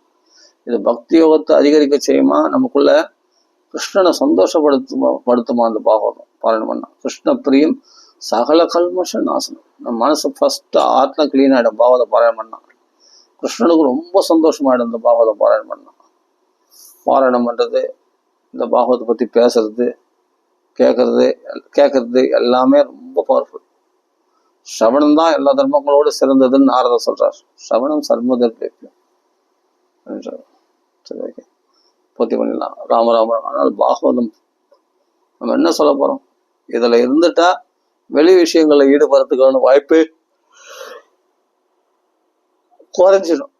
குறைஞ்சிடல, அறவே அற்று போயிடும். உலக விஷயங்கள்ல ஈடுபடணுன்ற எண்ணமே போயிடும். பசிதாகத்தை இன்னைக்கு பார்த்தா இந்த பசி எடுக்கல. மதியானம் 12 மணி முடிக்கும் போது பார்த்தா பசி எடுக்கல. காலில இருந்து சாப்பிடல, மதியானம் பார்த்தா மணி டைம் ஆகி வச்சு, ஆனா பார்த்தா பசி எடுக்கல. பாகவதம் பாராயணம் பண்ணா. கதா மாத்திரைக்கு ஜீவனன்றது அர்த்தம் இப்பதான் போயிருக்கு. எப்படா நம்மளுக்கு பசிதாகலாம் அடங்கி போயிடுச்சுன்னா அதுதான் பாகவதம் பண்ணக்கூடிய விஷயம். சரி, ஓகே, பாகவதம் படிங்க, உடம்பு ஆரோக்கியமா வச்சு நல்லா. ஏன்னா நான் இடத்துல போய் எக்ஸசைஸ் பண்ணணும், எல்லாத்தையும் நல்லா உணர்த்தணும், ஏதாவது ஒன்று பண்ணணும். உடம்புல இருந்து வெளியே வர மாதிரி ஏதாவது உடம்பு ஆரோக்கியமா வச்சுக்கணும். நம்ம உடம்பு நம்ம தான் பார்த்துக்கணும். அப்புறமா பாகவத பாராயணம் பண்ணணும். நான் என்ன சொல்றேன்னா, எல்லா மருந்தை விட சிறந்த மருந்துன்னா ராம நாம மருந்து. நீ நாட்டு வைத்தியம், சித்த வைத்தியம், மெடிசன் சாப்பிடணும் இல்லை, அதை விட பெரிய மருந்து சீக்கிரம் கியூர் பண்ணணும் பகவான் ராம நாமம். எப்படிப்பட்ட நோய்களையும் போய்கிடும். அவ்வளோ பவர்ஃபுல் ராமநாமம். ஆனால் அந்த அளவுக்கு விசுவாசத்தோட நாம சொல்லணும். நான் இன்னும் கொஞ்சம் சில விஷயங்கள் பேச வேண்டியிருக்கு. இதில் எப்படி விசுவாசமாக இருக்கணும், எப்படி திட பக்தியோடு இருக்கணுன்றதெல்லாம் நம்ம அடுத்த பகுதியில் அப்புறமா நம்ம பேசலாம். அவகாசம் கிடைக்கும் போது பகவான் ஞாபகப்படுத்தினான்னா பேசலாம் கண்டிப்பாக. ராம ராம ராம. ஸ்ரீ ராமநாசிங்கருக்கு ஜெய், ஆஞ்சநேய சாமிக்கு ஜெய், சாமி சாதுமணிக்கு ஜெய். ராம ராம ராம ராம ராம.